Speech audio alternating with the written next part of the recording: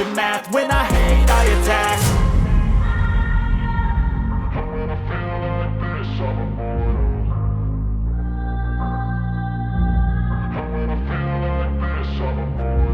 And when I feel like this, I'm immortal.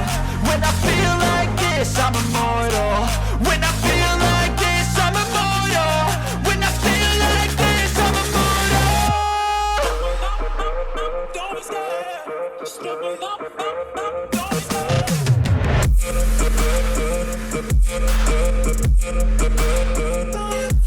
So sir, like अभी जब हम ऐसे कुछ देर पहले देख आपके साथ गया था, we met the SP sir and all.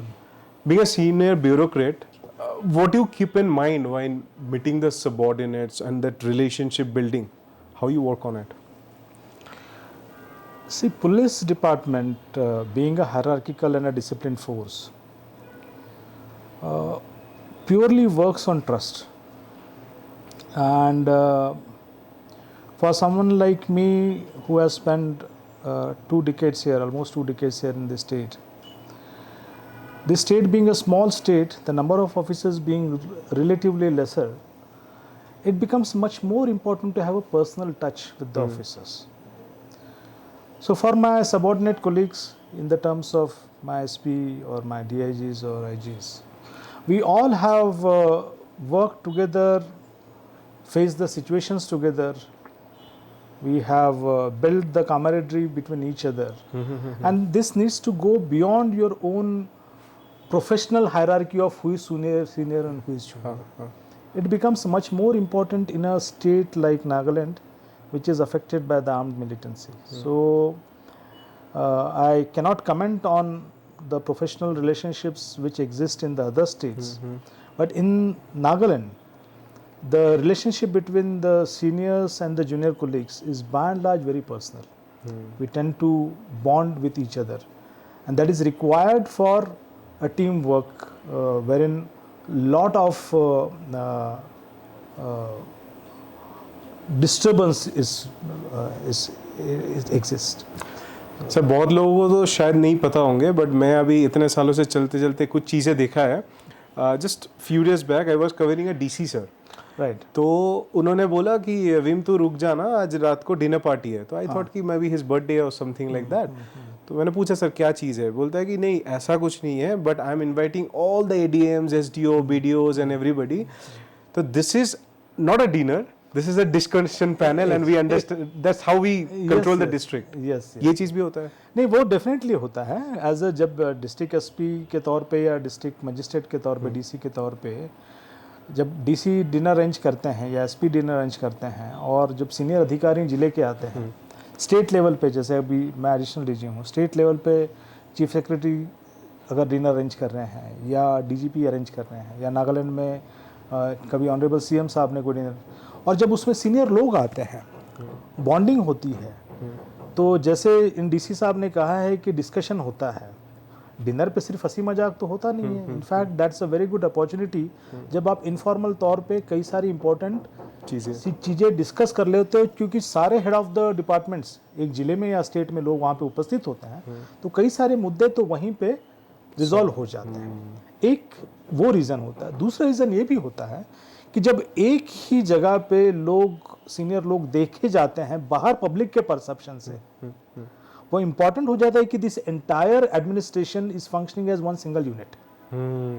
There are no differences between them. See, for a smaller society और even bigger society, a lot of people tend to construe wrong messages if there is a difference of opinion between, let's say, a DC and the SP, which is not good for running of a district administration. ऐसा नहीं है कि बस हम चिट्ठी पे ही काम कार्रवाई कर रहे हैं कि मैंने आपको चिट्ठी लिखी, आपने मुझे चिट्ठी लिखी. हाँ, ये बड़ा ऑफिशियल सा, बड़ा ही फॉर्मल तरीका हो गया. जब हम एक साथ मिल रहे हैं, खाना खा रहे हैं, रोटी तोड़ रहे हैं, बात कर रहे हैं, तो ये एक मैसेज होता है आपकी खुद की फोर्स के लिए, आपकी खुद की जो जूनियर कॉलीग्स हैं, जितने आपकी सबऑर्डिनेट मैकेनिज्म हैं उनके लिए, और पब्लिक के लिए, कि ये एक टीम के तरह काम कर रही है. ये बहुत इंपॉर्टेंट हो जाता है. So it's not only dinner as such. ये चीज़ें सर थोड़ा मैं मिलते मिलते पता लगा कि this is also style of bureaucracy. This is very important. This is very very important कि because during the daytime offices, official formal meetings, those are very structured meetings, very formal meetings. A lot of time, let's say when if I'm calling a meeting of all my senior officers, all IGs and DIGs and SPs, there would be a specific formal agendas on which we are going to discuss. Okay, things will not go beyond those things. Of course, healthy discussion wherein everybody is will contribute his or her views would be there, but still there would be issues which are delicate issues which may not necessarily be resolved at the formal meetings. So for those issues we need to have informal meetings, and what best than the dinner time. Also because most of the time, other times you would be busy and occupied in some firefighting mechanism, some emergent law and order situations, or VIP protocol movement or something else. So dinner is a very good occasion wherein you tend to come together, discuss, relax in a relaxed atmosphere, and then try to resolve the issues. Sir जैसे हम अभी कुछ देर पहले बात कर रहे थे, अब कुछ चीज़ें मुझे बताएं. तो you said I got failed in class 7 because you mold yourself into studying novels and all. तो वो आपको कहीं ना कहीं हेल्प किया understanding the tribal culture. Then your optional UPSC was this thing anthropology. I want to mention that you cleared UPSC in a first go. है ना? तो क्या लगता है जो आप सोच के आए थे, अब now this is a very outer people call a disturbed state, ठीक है ना? What will be your aspect and how you are managing this thing? Okay, you have asked multiple questions in one single question, so I'll try to address exactly one by one. Yes, I flunked in class 7th. I could not get enough marks in maths to graduate to the next class, and so I had to repeat my class 7. And also largely because I gave lot of time for reading books which were other than the academics, especially very serious stuff, philosophical stuff and lot of other stuff. And yes, in long term, if I think in introspection, if I do the introspection, those books and those molding processes, see, class 7, a boy is very young, he's growing up, his thought processes are getting molded in a manner. And since my dad was in army, I have studied in Sainik school. Of course, that exposure of a multicultural aspect was already there, but I must say those books which I read gave me a wider dimensions of understanding the Indian society. Now, coupled with that, the next question that you asked was that my subject in civil services was anthropology. I think that helped me a lot, especially while serving in the state, Nagaland. It's a tribal state with multiple communities coexisting, with multiple traditions and customs coexisting. And so for someone like me, a non-Naga, coming here and trying to have a very realistic and objective assessment of the culture here without being judgmental. You see, it's very important for a public servant. Neutrality is one aspect. Okay. But I'm saying you need not be, there's a concept in anthropology called as relativism, cultural relativism. Okay. So you need to consider all other cultures as on the same footing as your own culture. See, we grow up in a particular manner. We grow up in a particular cultural background while growing up. We tend to inherit lot of socialistic concepts. संस्कार जिसे कहते हैं, हम बढ़ते हैं तो हमें संस्कार मिलते हैं हम जहाँ पे पले बड़े होते हैं. और जब तक आपको वो रिलेटिज्म वाला कॉन्सेप्ट नहीं रहेगा कि अगर मैं यहाँ नौकरी करने के लिए जा रहा हूँ, यहाँ बिजनेस करने के लिए जा रहा हूँ, यहाँ मैं सेटल होने जा रहा हूँ, और अगर हमने if we tend to be judgmental towards that culture, maybe on their clothing pattern और maybe on their traditions or rituals or their food habits, a public servant is not supposed to be like that. Especially for a civil servant, especially for all India service officers, IAS or IPS officers, it is expected that whatever cadre that is allotted to you, as I was saying earlier, mentioned at the cost of repetition, I'm saying this, you are supposed to get totally dissolved in that culture. That's the only key to your being a successful public servant.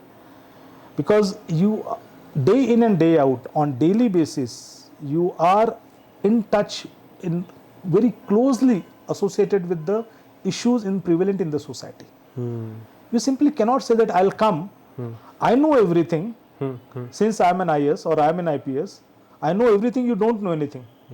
And you have to behave the way I am saying. No. It's the other way around. The society is not going to change for you. It is expected that you will change for the society and then deliver the public service mechanism.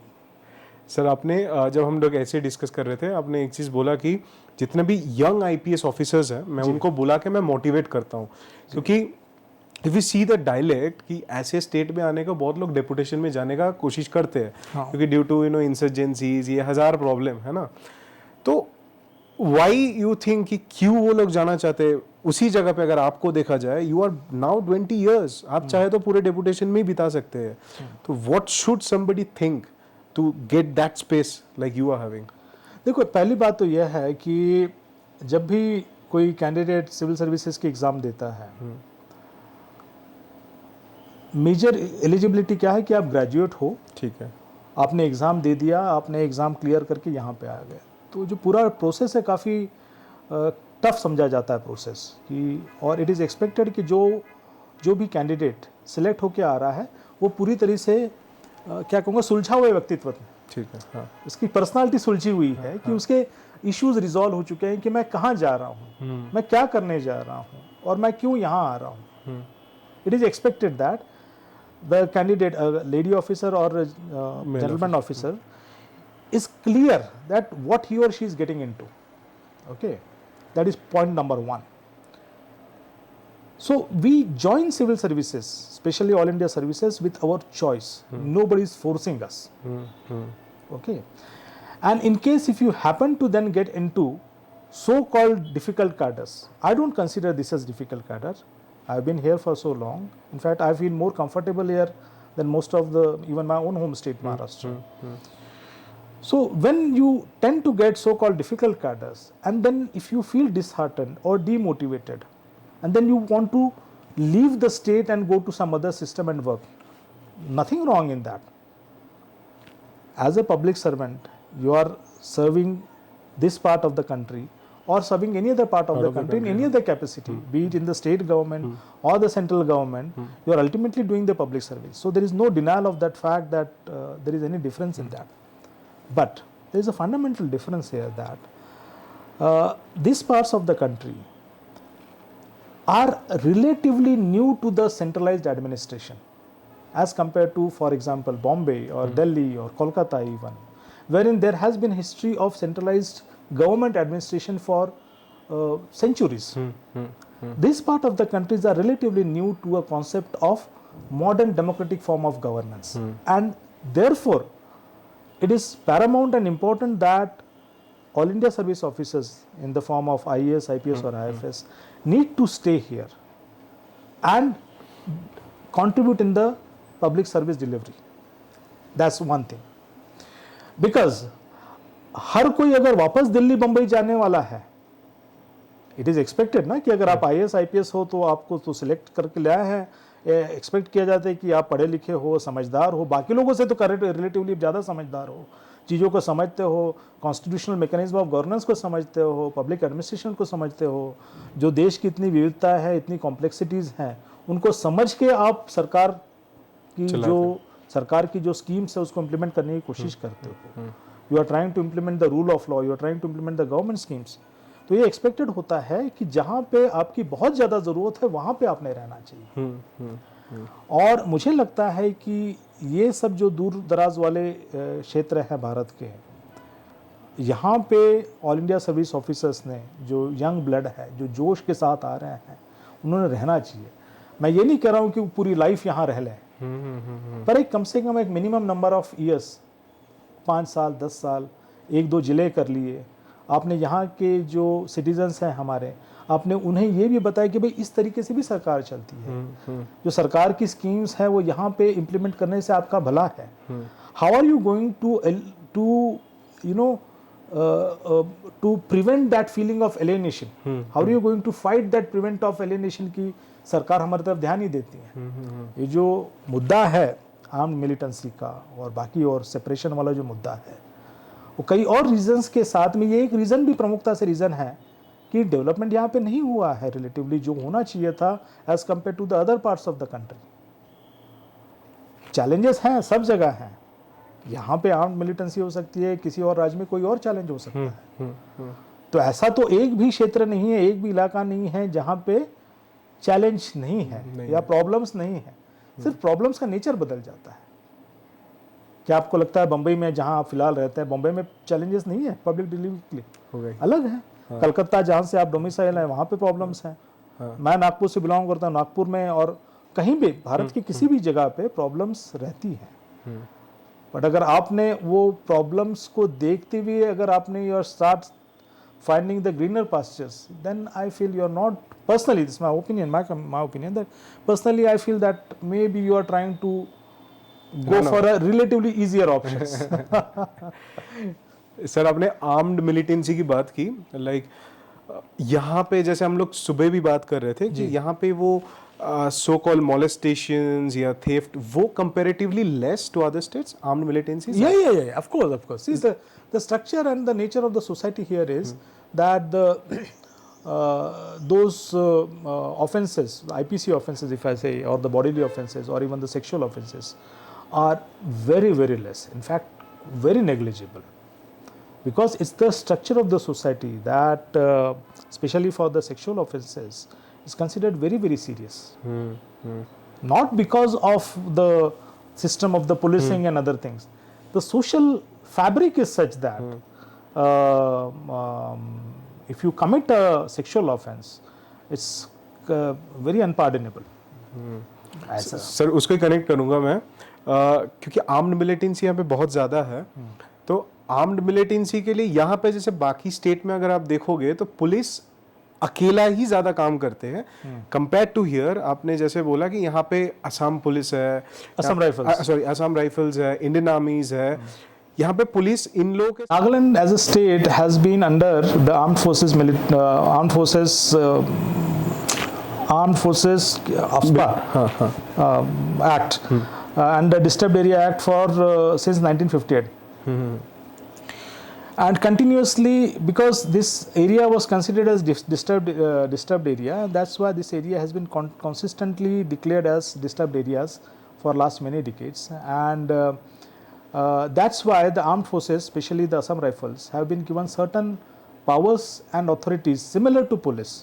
Section 3, Section 4 of the Armed Forces, what the hell, I'm forgetting the full form, ASPA Act. We tend to use the short acronym so much that, so Section 4, 5 and Section 3, 4 and 5 of the Armed Forces Act has been, the Assam Rifle, BSF has been given certain policing powers. And what are these policing powers? Basically powers to arrest, powers to search, powers to seizure, which these powers in other states are limited only to the police officers. यहाँ पे these powers are also extended to the officers of the armed forces, JCO and above. तो AFSA Act is in prevalence in the state for quite some time now because of the unique nature of the problems here. But of late, with the improvement in the situation here, the government of India, of course, with the state government, we are trying to reduce reduce the area under the Armed Forces Special Power Act. Armed Forces Special Power Act.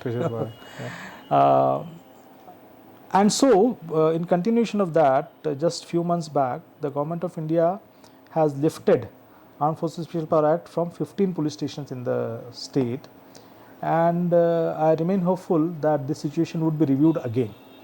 So yes, you are right that in Nagaland, the Nagaland police, along with Assam Rifles and other armed forces, implement the Armed Forces Special Power Act and try to keep the peace here. The same, in fact, incidentally, the Armed Forces Special Power Act in 1958 was designed and came into existence for the state of Nagaland. which got implemented subsequently for varying times in Manipur, in Assam, in Punjab, in Kashmir, at various other places. So this is one fundamental act which empowers the armed forces for conducting the police operations. But of course, there are a lot of do's and don'ts there. There are special SOPs how armed forces will work and act in the civilian area. That's a very technical this thing, but yeah. Sir मैं इसके थोड़ा सा deep जाऊंगा militancy की. आपने बहुत काम किया है ना कि इसको इरेडिकेट किया जाए, बट सेटलमेंट हो जो भी प्रोसेस है, आम जनता की नज़र में हम उनको सोचते हैं मिलिटेंट अरे पढ़े लिखे लोग नहीं है, बंदूक उठाते निकल गए. Lemon concept if I just say you might know it better. What is that? Is that the reality? Not exactly. See, as of now, Nagaland has around 8 or 9 groups, armed groups. We call them here Naga National Political Groups.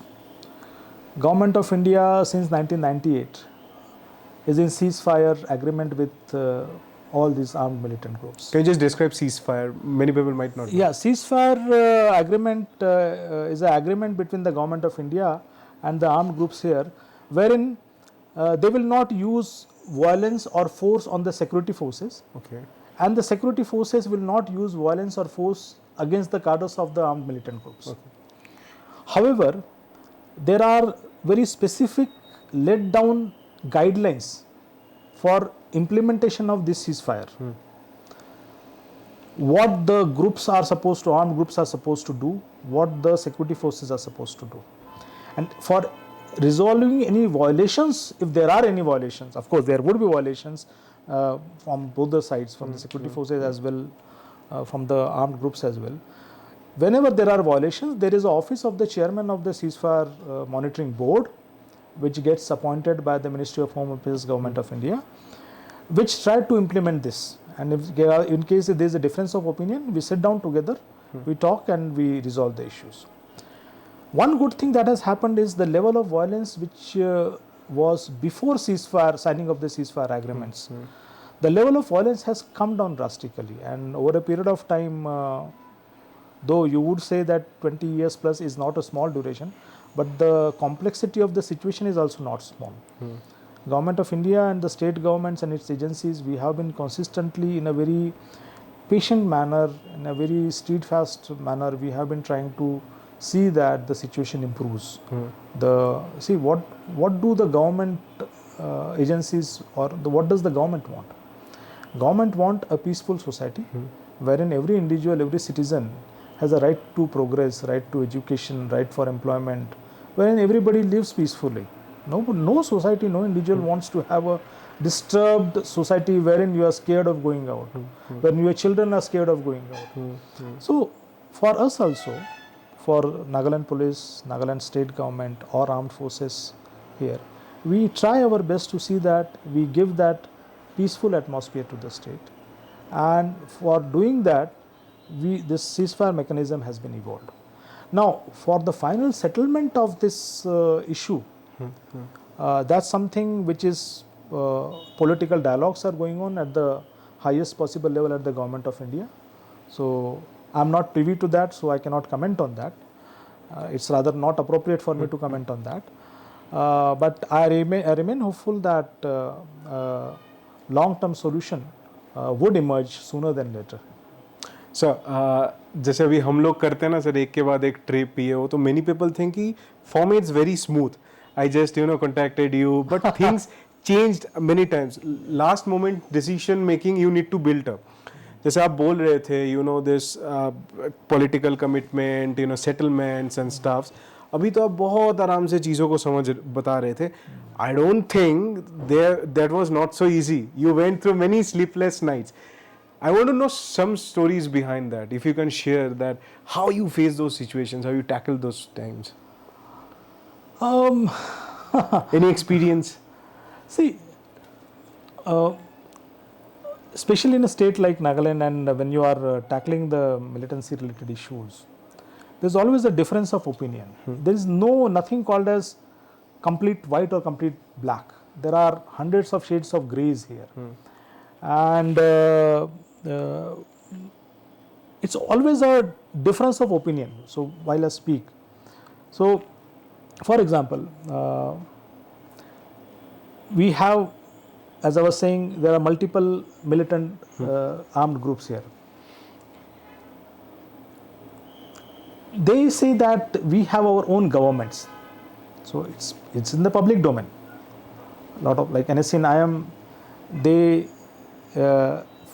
they claim that they have their own government in place here. Similarly, other militant groups also, they claim that they have their own government in place there. They have own government structure and armies and so on and so forth. And so for running their government, they levy taxes here on the public, on the agencies. So they call it taxes. It's a very valid legal tax. From our point of view, from the state government's, Government of India's point of view, we call it extortion. It's a forcible extortion. So I was saying it's a difference of opinion of what you are saying and what I am saying. So if they indulge into violence with, let's say, another factional group, they will say that the other factional group, we are the original group here and they do not have the right, which at times end up having clashes, violent clashes, and we need to intervene and resolve the situation under the ceasefire ground rules, and we need to bring the peaceability. So this difference of opinion becomes quite complex at times when it results into factional clashes. So since you asked me my personal examples, during my younger days as a district SP some 15-16 years back, that time there were a lot of factional clashes in the districts that I was working. And when one armed group clashes with other armed groups in a populated area, obviously it disturbs the peaceability of the society. It disturbs the normalcy of the society. And that time, the armed forces or the Nagaland police simply cannot say that, no, since we are in agreement with ceasefire, so I will not use force on the people. So I tend to view the things from a different manner. If it is disturbing the normal pace of life, I think it's the responsibility of the police and the Assam Rifle or any other armed force to intervene and save the life and property of the civilians. So those times also I used to do the same, which resulted into some tensed moments, some tense situations, going to the extent of even threatening me and asking me to leave the state and declaring me anti-Naga, and all those things were there. But we resolved. That's a part and parcel of the job. That's a part that you have to do. So, nothing more than that. And working in such a complex and beautiful state at the same time, I'll say, you do have your own set of challenges which comes on daily basis. Even at the senior rank, there are set of challenges which comes up. But then you have to understand the social dynamics and then resolve it. The two last questions. Second last one, I was like, being an ADGP, you need to see things as a bird's eye view. There are many people down, na? Right. We are shooting in this amazing office of yours. Sitting in that chair, you need to face so many people coming here. पहली बात पे sir, जब भी कोई subordinate आता है या तो कोई ग्रुप्स आता है या कुछ भी हो, anybody media comes, do you believe in human mapping? मैं किसी लिए पूछ रहा हूँ सर, वो पर्सन को स्टडी करना कि अब वो क्या बोलने वाला है, किस वे पे मुझे अटैक करने वाला है, वो स्टडी करना, do you do that? Yes, that's a part and parcel of the job. वो तो होता ही होता है, but I'll just want to make certain opinion correction on what you said. I do not view that they will going to attack me. I view that the other person has come for a healthy discussion with me. And yes, there would be difference of opinion, as I was saying. The difference of opinion. Difference of opinion में फिर ये होता है कि I need to understand his point of view and then address his issues. And also be like get ready कि ये चीजें आ सकते हैं मेरे ऊपर. वो तो then that तो is 24/7. वो तो 24/7 आपको readiness में रहना ही पड़ेगा कि अगर कोई ग्रीवेंस रिड्रेसल के लिए मेरे पास आ रहे हैं या कोई कंप्लेंट लेकर आ रहे हैं या कोई एक मुद्दा लेकर आ रहे हैं, ये पब्लिक सर्विस, ये तो पब्लिक सर्वेंट का ऑफिस है, it's a public office, anybody can come in here. So then you need to understand his or her point of view. You see, in India, people do not come to police station or police office just like that, unless there are serious issues, unfortunately. So somebody is coming to my office, that individual is aggrieved by something or having a complaint of something. So I need to understand his or her state of mind, his or her point of view, and then address. Because policing is a very important constituent of criminal justice system. If an individual citizen is felt aggrieved of violation of certain rights, maybe by some other individual or by the government machinery, only then that person is coming for it. And somebody who is coming to me makes it much more difficult, much more important, because he or she feels that he has not been given justice at all the subordinate or subordinate junior colleagues level, not at the police station level or at the SP level or at some other level. And he and she will be like, I need the solution now. So I need to be more empathetic to that. I simply cannot say that why are you shouting or why are you feeling this and that. So that makes it much more important for me to be more empathetic to that. Okay. And the last question goes like, what's your experience shooting with us today? Honestly, I did not feel that it was I think shooting. it's your first podcast. Yes, it is mine, but You might given a lot of interviews. I did not feel any sense of unease here. It was like normal conversation. So should other officers should entertain us with podcast? I guess so. I guess so. That should be okay as long as. See, I view it from this point of view that there are of course policies that one should not interact with the media and a lot of other things. But your intention of this podcast was for showing the public service in a right context, especially in a state like Nagaland. And so as long as a public servant is able to explain his or her position with respect to the public service point of view, I don't think so there is anything wrong in that. Yeah. So, and personally with you or with Gagan, I think you are an excellent team. Thank You never so made much. us feel that, you never made me feel that, there is some kind of pressure or some kind of.